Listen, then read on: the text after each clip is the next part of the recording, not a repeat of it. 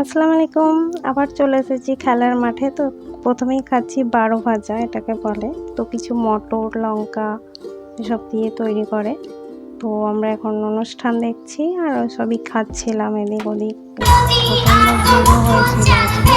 এখানে একটা মেয়ে গান করছে, সুন্দর গানটা করেছিল, আমার তো ভালোই লেগেছিল। আপনারাও একটু শুনুন।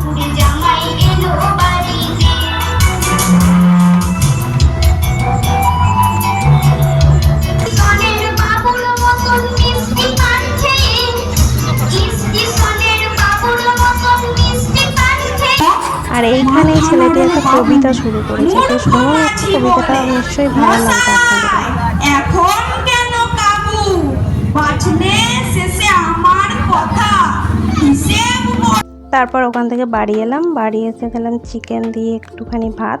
তো ভিডিওটা আমি এখানে শেষ করছি। সবাই ভালো থাকবেন।